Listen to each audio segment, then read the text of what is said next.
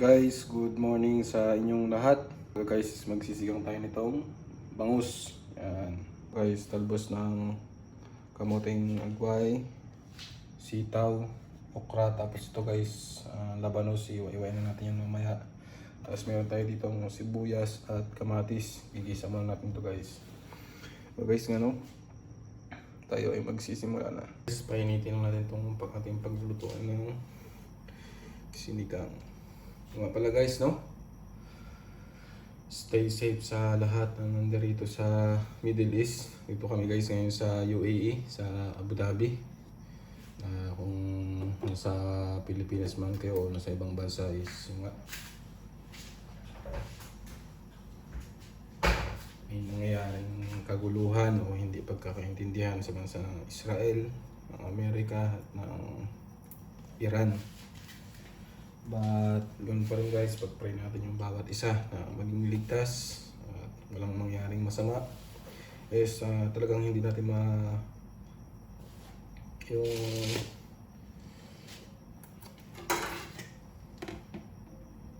hindi natin maiiwasan na mayroong pa rin talagang mangyaring masama dahil may kabayan din tayo na nasaktan sa Dubai o may mga ibang lahi din na namatay na nalaglagan ng mga debris galing sa mga missile na ini-intercept dito guys sa UAE. So pag-pray natin na matapos na yan. So guys, nagkakain na tayo ng mantika, canola oil. Tingnan natin siyang uminit pa ng konti, tapos magigisa na tayo. Guys, may ito siya yung sibuyas.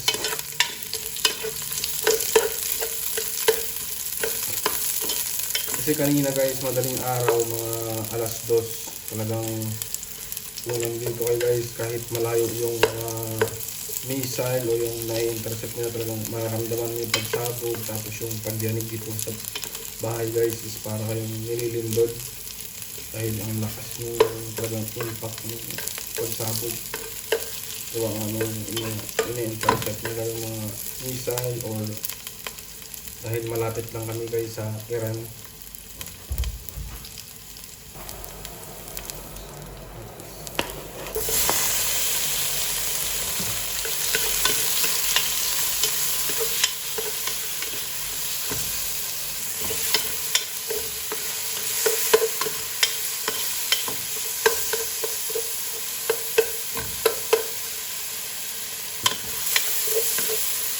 Ngayon kalapit sa tubig.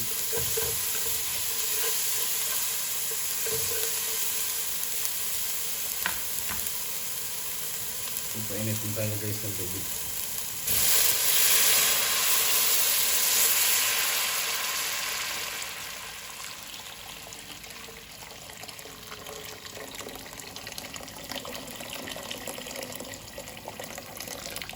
Kuluin lang natin yung guys, pero dadagdagan pa natin ang sabaw yan. Guys, kumukulo na siya.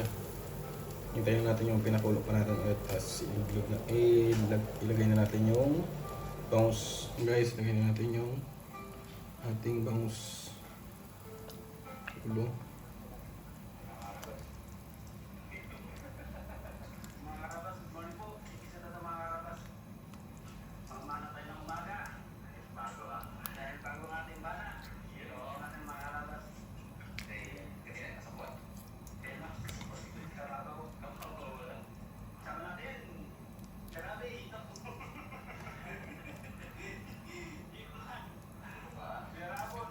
Ito guys, laman loob niya.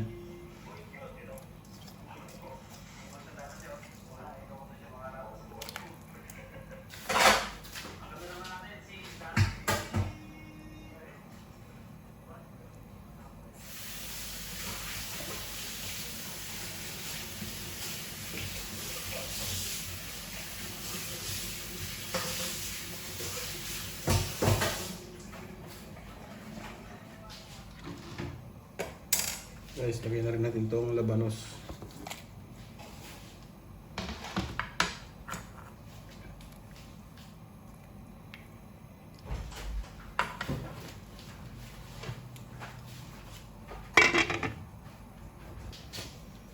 Lagay na rin natin guys yung sitaw.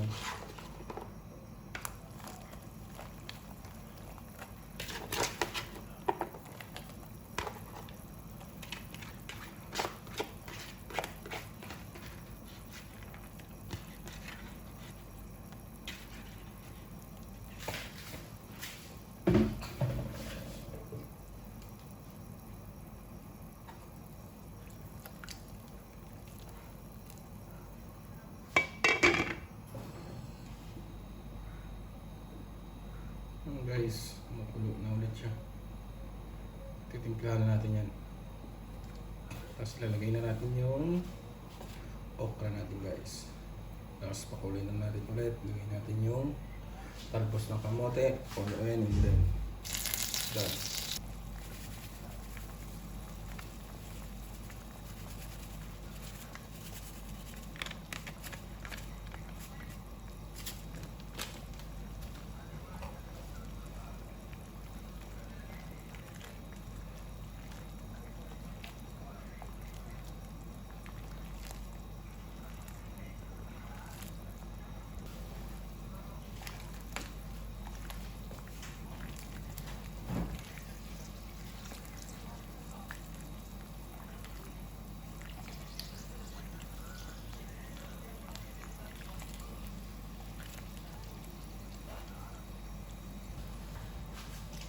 Guys, timplahan.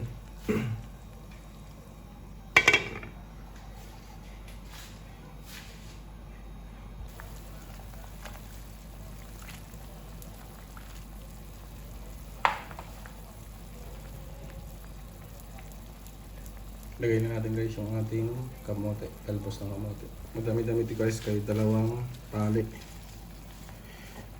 Dito nga pala guys, isang tali nitong kamuting talbos is 3 dirhams. Kung iyan mo sa Philippine peso is 45 pesos isang tali. Guys, napaka-mahal kung yung i-convert. Pero kung ito ganito lang, ako nang i-convert. Okay naman guys.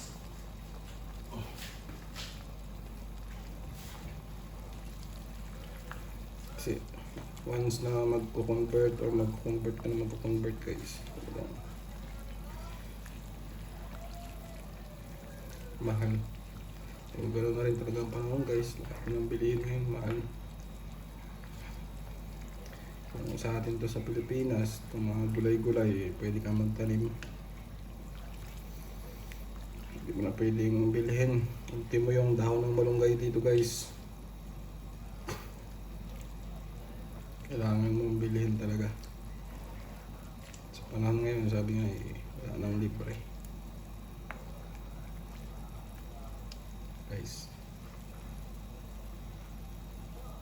Guys, lagyan natin ng 3 sili.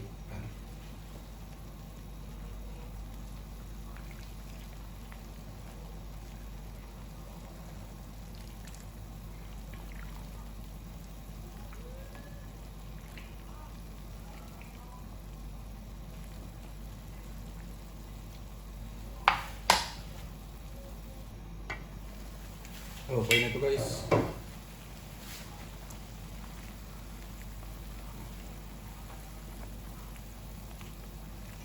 Guys, salamat sa inyong patuloy na panonood, pagsubaybay. Sa lahat nga po pala guys na hindi pa na subscribe sa ating, or bago pa lang sa ating YouTube channel, please subscribe na YouTube channel, Patrick Benzen Adventure.